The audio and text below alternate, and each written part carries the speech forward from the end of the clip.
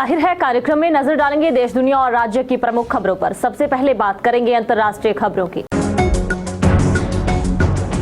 Israel के प्रधानमंत्री Benjamin Netanyahu ने अमेरिकी राष्ट्रपति जो बाइडेन के बयान पर सख्त प्रतिक्रिया दी है। उन्होंने कहा कि उनका देश उन सभी पर कार्रवाई करता है जो कानून तोड़ते हैं। उनका यह बयान तब सामने आया है जब बाइडेन प्रशासन ने वेस्ट बैंक में बसने वाले उन यहूदियों पर प्रतिबंध लगाए हैं जो फलस्तीनियों के खिलाफ हिंसक गतिविधियों में शामिल रहते हैं।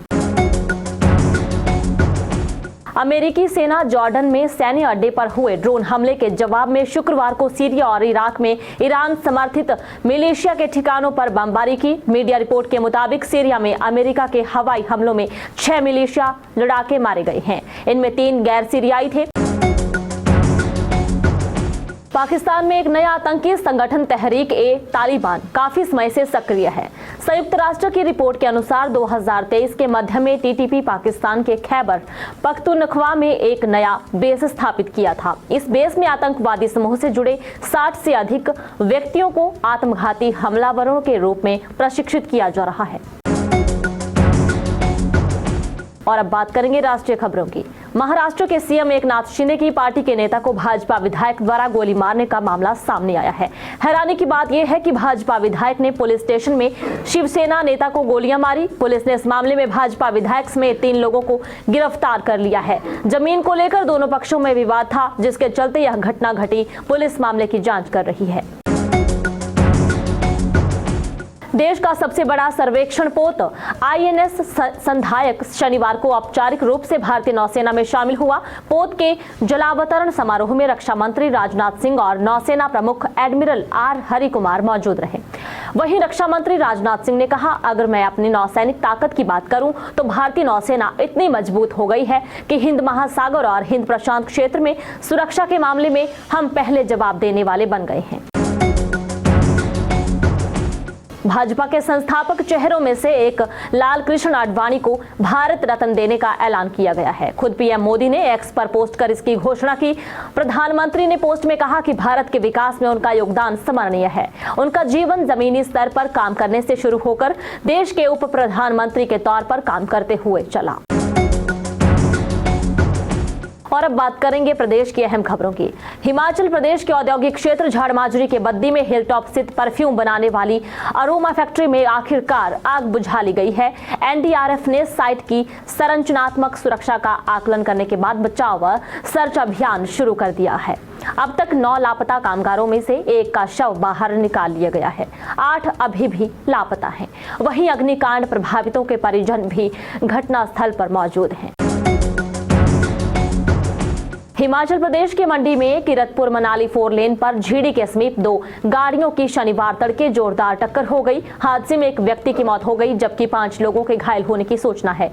बताया जा रहा है कि करेटा व टाटा सूमो गाड़ी एक ही लेन से गुजर रहे थे और इस बीच आमने सामने से टकरा गए। दोनों गाड़ियों के परखच्चे उड़ गए और पुलिस मामले को लेकर जांच पड़ताल कर रही है।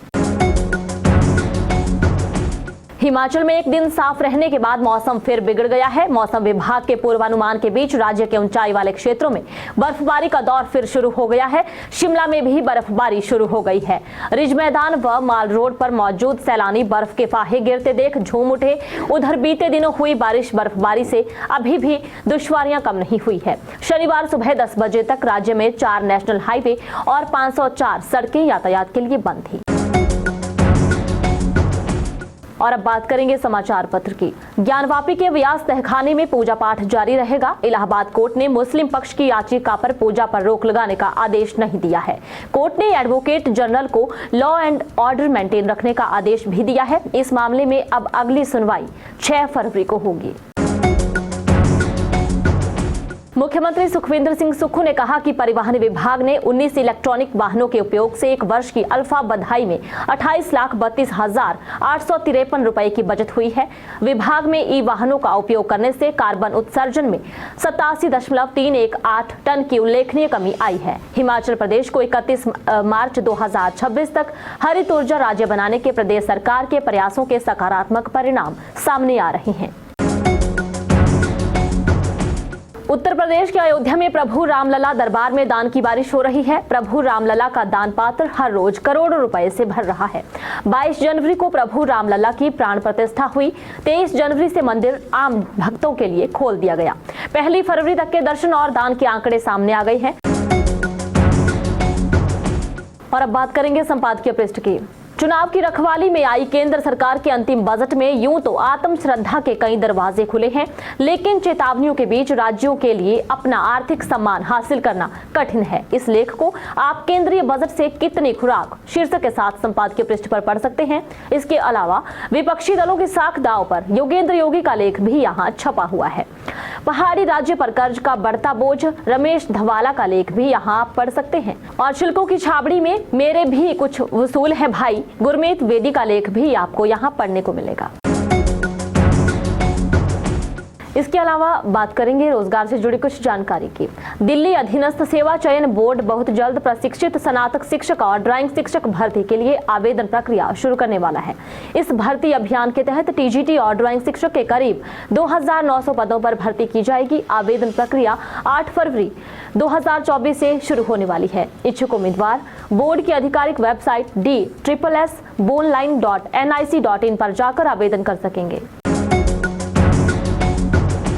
जाहिर है कार्यक्रम में इतना ही। बने रहें दिव्य हिमाचल टीवी के साथ।